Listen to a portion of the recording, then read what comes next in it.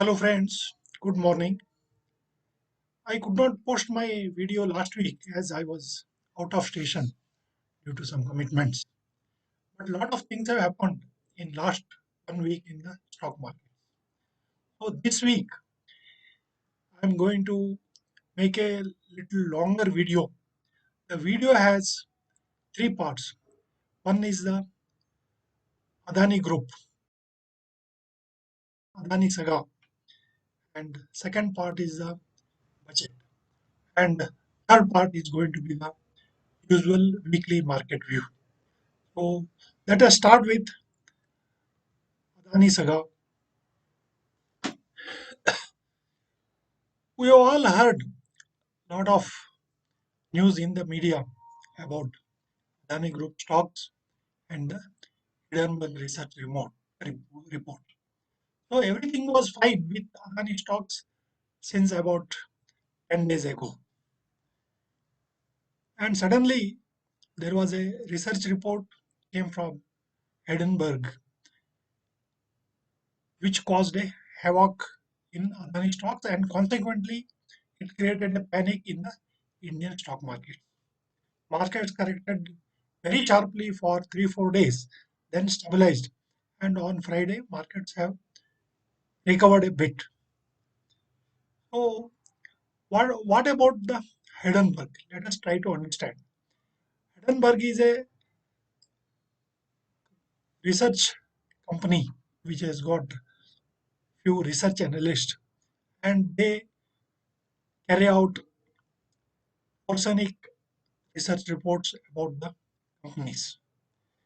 And this Hindenburg has links with many of the big short sellers in USA. So Heidelberg picks up the companies, the vulnerable companies, and comes out with a sensational report as they publish it for the group. And based on these reports, the short sellers they take a position in the market. See what has happened in last 10 days. Heidelberg has definitely succeeded in its objective. The short sellers have made a killing in Adani stocks. That is one part. And why Hindenburg finds such companies and creates a report? They have links with these short sellers. So the short sellers make lot of money and a part of that commission is passed on to the Hindenburg. This is the story. Why Adani Group companies were a soft target for such a report? There are reasons. See, there are more than 5,000 companies and many reputed business houses listed in India. So why Hindenburg choose Adani Group companies for this report? So Adani Group has become highly vulnerable because the stocks were trading at a extremely high levels. The stock prices were extremely high compared to the fundamentals of the company. Valuations were very high. The companies are highly leveraged. They have debt equity ratio of more than 2. So they are highly leveraged companies. And their performance is not in line with the rise in the prices over the last 2 years. Correctly, the Edinburgh researchers have chosen the right company to publish a report so that the impact of their reports will be severe. This is what has happened in the market. Similar companies in the same industry have normal valuations, whereas compared to them, Adani's companies have extremely high valuations and high share prices. Yeah, I would just like to tell you some facts. Adani Enterprise is trading at a PE of 150 even after 40 to 60% correction from the highs. So you can imagine the PE of these companies when they were at the peak. Even after this report and the last 1 week's correction, I have done my study yesterday, and Adani Enterprise, even with this correction, is trading at a PE of 150. So that means to acquire one Adani share, I have to pay 150 years earning multiplier. So this is the kind of stock prices and the valuation. Whereas similar companies, that is industry PE is 33.9. Now the argument is that Adani companies have large assets. So I have taken the asset side valuation, that is price to book value. So Adani Enterprise is trading at a price to book value of 5.73, whereas industry price to book value is 1.58. And moreover, Adani has pledged 2.66% of its shares. So pledging of shares for any company is looked upon as a very bad way of raising funds by the promoters. It amounts to highly leveraging. Now, Adani Transmission has got a PE of 181, and it has the comparable industry PE is 20.3, and it has a price to book value of 14.6, whereas the industry price to book value is 1.48. 6.6% of shares have been pledged by the promoters in Adani Transmission. So Adani Power has got a PE of 7.16, which looks somewhat reasonable, but there is a reason again. Whereas industry PE is around 20. Price to book value of Adani Power is 3.06, whereas industry price to book value is 1.48.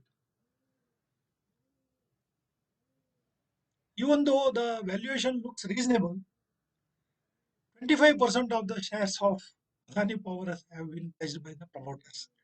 This is the reason probably it is trading at a lower valuation. Adani Green is trading at an astronomical P of 272 even after this correction. Whereas industry P, similar other companies are trading at 20.3%, 3 P. Price to book value of Adani Green is 27.8. The industry price to book value is 1.48. 5% of Adani Green shares have been pledged by the promoter. Adani SEZ and Ports is trading at a P of 20.2, whereas industry P is 25.4. It is trading at a price to book value of 2.4, whereas industry price to book value of 3.42. Again, here 17.3% of the shares have been pledged by the promoter. That is why you find the valuation little reasonable in Adani Ports and SEZ. There is another company called ATGL, Adani Total Gas, which is trading at an astronomical PE value of 368, whereas the industry PE is 11.9. Price to book value of ATGL is 66.6, whereas industry price to book value is 1.86. There are no pledged share in ATGL. And I have checked about the return ratios, growth in the business. They are all comparable to the other industry peers. There is nothing great uh, growth or return to equity shareholder or return on capital employed. Nothing of such in the Adani company. So these all points out to me saying that there is some kind of, I don't say price manipulation, there is some kind of price management.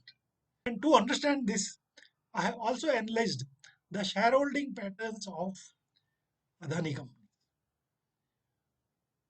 Most of the shareholding is from the FIIs.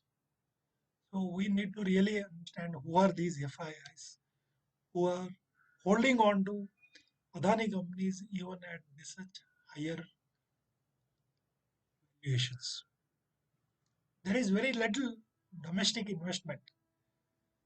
And interesting fact in domestic investment is that LIC has got exposure to equity investments in Adani. What has been talked about loans given by LIC and SBI to Adani groups. But what has not been discussed in media is the equity exposure of LIC to Adani groups. And these equity exposure, I have seen their shareholdings for last few years. LIC has entered about 1.5 year back, started entering into. That means LIC has entered this equity at a very high valuations, which no research analyst can justify. So this is an interesting fact as far as BII investment in Adani Groups are concerned. So now, after looking at all these things, what what is to be done with the Adani stocks? Even at these levels, they are not having proper valuations comparable compared with their growth in business, return ratios, valuations, etc.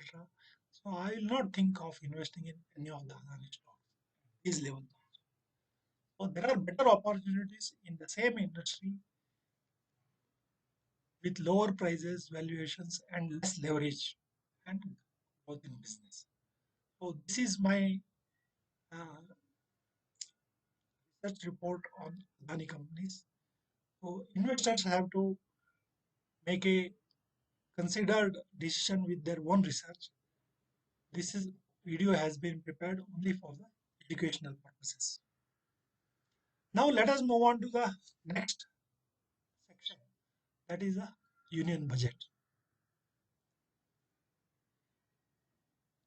Union budget was announced on 1st February and already a lot of discussions on TV channels, media, newspapers has happened about the budget figures.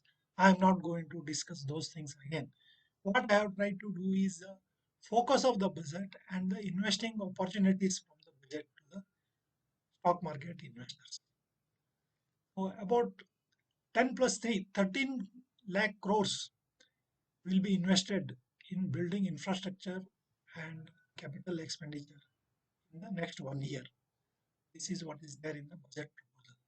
So this throws off a opportunity to invest in construction sector stocks, cement stocks, steel and metal fabricators, construction material and equipment stocks. These are the sectors which will see big demand in the coming months. So one can look at fundamentally good companies having good management and growth opportunities among these sectors can, can invest in those companies. Second is the boost to agriculture and rural economy in the budget. So based on this, tractors and farm equipment companies, seed manufacturers, seed companies, fertilizer companies, organic farming companies, and FMCG stocks are going to benefit from the spending in the rural economy. And also look at some of the microfinance companies. Third point is housing sector gets a big push. In this, I would like to say be very careful directly entering into the real estate company. The real estate business has been unorganized and lot of corporate governance issues in smaller companies in real estate. And big companies have started entering like Tata Housing, Godrej Properties. But many of these big names are not listed in stock market. This is what I suggest, that you can look at good housing companies listed in the market. They have an opportunity. Then better to go for building material stocks instead of directly into the real estate. These are the companies like cement companies, pipe manufacturers, paint companies, tiles and ceramics, UPVC doors, windows, etc. These are the building material companies. So you can look at some of these companies and invest in them. Then fourth is the compound and rubber industry gets priority allocation. We can look at tire manufacturing companies. There are very good tire manufacturing companies listed. We can look at rubber components manufacturing companies. They provide an opportunity for investment in these. Next, transport and auto sector gets priority allocation in the budget. Old vehicle scrapping policy and electric vehicle and green energy transport. They are getting a boost. How long it will take for electric vehicle companies to get into this in a large scale and become profitable? These are the questions. So I have got an answer to this sector. It is better to play this sector with auto ancillary companies. See whether there is a electric vehicle or petrol or diesel vehicle. Seats are going to be there, body is going to be there, electrical fittings are going to be there, tires are going to be there. It is not going to change.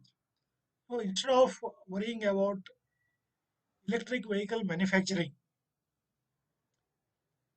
look for good ancillary sector companies. They are there and they are going to be there.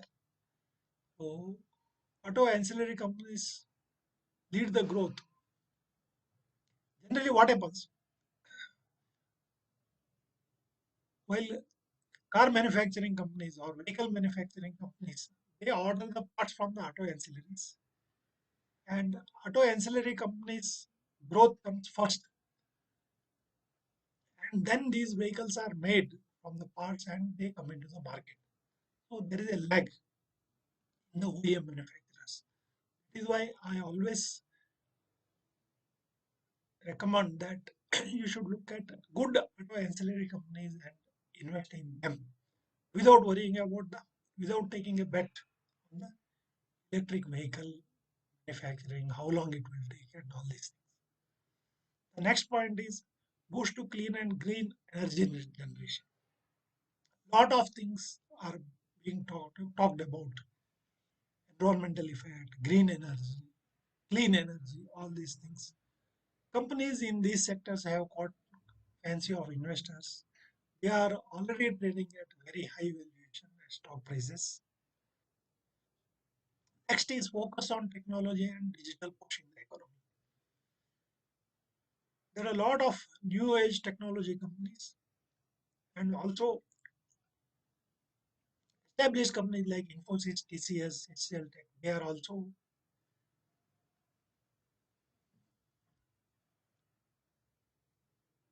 getting into digital technology in a big way. So that throws up the opportunity.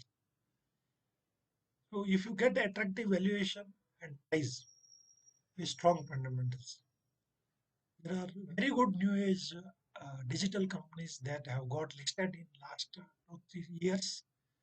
You can look at them and invest in them. Next is marine products and fisheries get priority allocation in the budget. There are very good companies and at a good valuations and good fundamentals. These sectors, you can look at these companies and invest in them. Lab grown diamonds and precious metals. So we can look at gems and jewelry stocks. When all these things happen in the economy, the growth will be led by the banks and financials. They will have to finance all these projects. So that is why I think it is a good time to invest in private banks as well as public sector bank. Public sector banks have dramatically improved their fundamentals. So very good time to get into some of the public sector banks and also some of the good NBFCs. So I have bought out around 10 different sectors and 10 major points from the budget. We can make a portfolio of about 20 stocks, taking two stocks from each of these sectors. But the stocks have to have good fundamentals, good corporate governance, reasonable valuations, and growth opportunities. So select those stocks, make a portfolio. I am very sure you will get fantastic returns in next 2 to 3 years. So this completes our discussion on investing opportunity from the budget.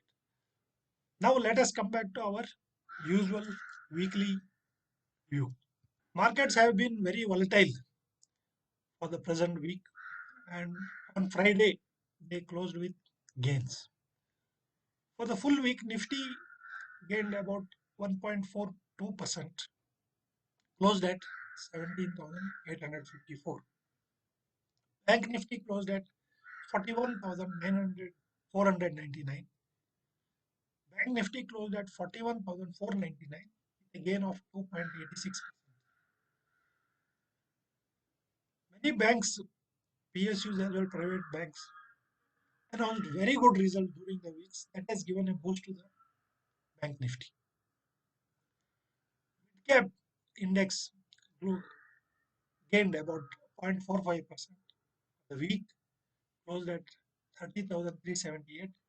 Small cap index gained 1.87%, closed at 9415.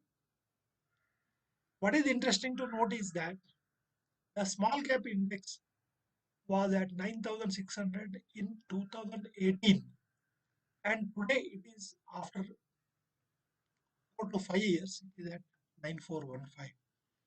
So I have been all through telling there are very good companies in the small cap sectors which are trading at a really attractive valuations at this point of time. So one has to research into those companies, find out those gems and pick those gems which will give very good returns in the coming years. India VIX has come down by 16.9% and closed at 14.39. So that means the fear in the market has come down. Let us look at sectoral performance. FMCG, consumer durables, information technology, private banks, and auto sector gained 2 to 3%. Metals, energy, oil and gas, pharma sectors lost out. Metal lost out almost 7%. So these were the sectoral performance, and all other sectors were more or less flat during the. Now let us look at the charts and the technicals. This is the daily chart of Nifty. We can see that Nifty index has closed at 17,854. It touched a low of almost 17,420, to be precise, around 17,400 during the week. And from there, it has pulled back almost 400 points. Now, the support for Nifty is at around 17,500 level. And next immediate resistance for Nifty is at around 18,000 level. If you look at this line which are dropped, 18,000 looks like a strong resistance again. If Nifty overcomes this resistance at 18,000. Next, it has to cross 18,200 level. This is what the charts indicate at this point of time. Let us look at Nifty mid cap chart. This is a daily chart of Nifty mid cap index. Again, it has been trading in the range of 30,000 to 31,000. The earlier range from 32 to 31 was the lower and 32 was the higher. So due to whatever happened in last week, uh,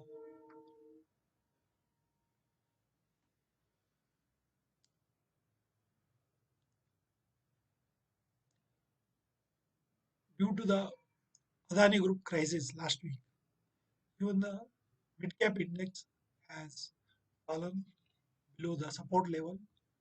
Now the present support is at around 30,000 and resistance is at around 31,000.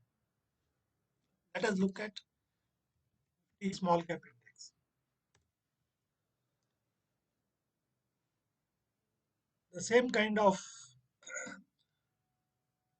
price action we can see on the Nifty small cap index chart also.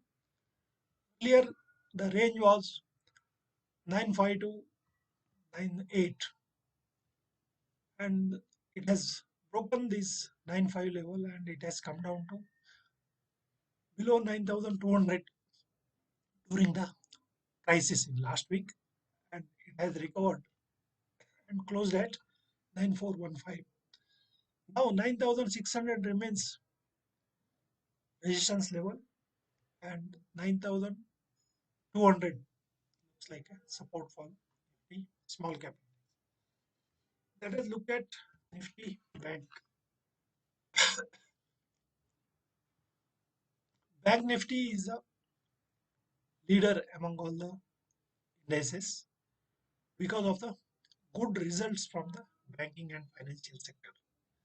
So the Bank Nifty also recovered from around 40,000 to 41,499, and next level of resistance for Bank Nifty is around 42,500 to 43,000. And I feel that Bank Nifty will lead the pack and banks will lead the rally in the market.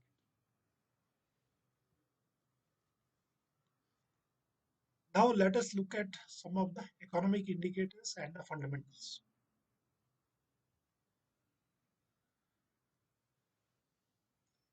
During the first week of February, the auto sales for January have come. The auto sales have been very good and encouraging, especially passenger car vehicles have the sales have picked up. Trucks and tractor sales have picked up. Two-wheeler sales are down by around 6% for Hero Motocorp and around 20%, 21% for Bajaj Auto. TVS Motors has recorded a small growth of about 4 to 5% in the two-wheeler segment. Among the two-wheeler segment, TVS has been recording growth in there. Next, the manufacturing PMI has come at 55.4 for the month of January, which was at earlier high of 57.2 the previous month. There is a slight dip in the PMI index, but still it is above 55 and economy is in the expansion.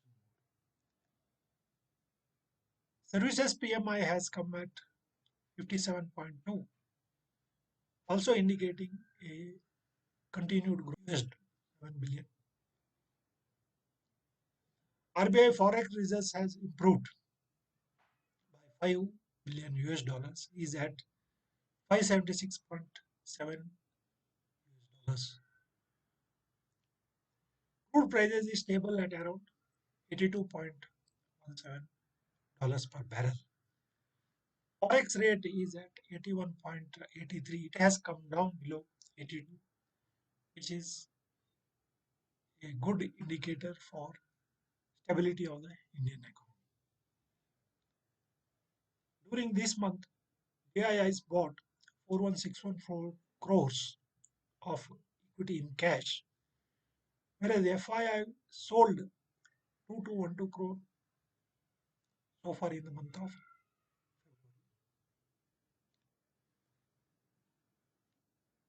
Now people are confused that after the budget market has fallen. Actually, it is not so. After the budget speech from the finance minister, Sensex went up by almost 1,000 points on that day. Then about 1:30 on that day, there is a report from Credit Suisse agency, and which told that they are going to value all Adani bonds at zero. So this created again a panic. That is why on the budget day the market ended in the red. Otherwise, the market has received the budget very well. The market reaction to budget is positive. So as a market observer, I feel that the budget is good. The market has given its decision on the budget.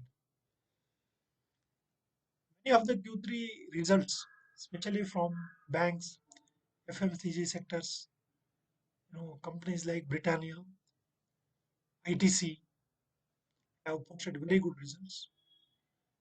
Several banks, including private and public banks, have very good results. Pharma, textile sectors have posted, especially pharma companies' results have been very disappointing. Textile sector who are exporting textiles to US again have weak results. There will be more stock specific actions in the coming week as some more companies are yet to announce their results. There was Fed meeting last week and they have raised the interest rate by 0.25%, which was in line with the street expectation.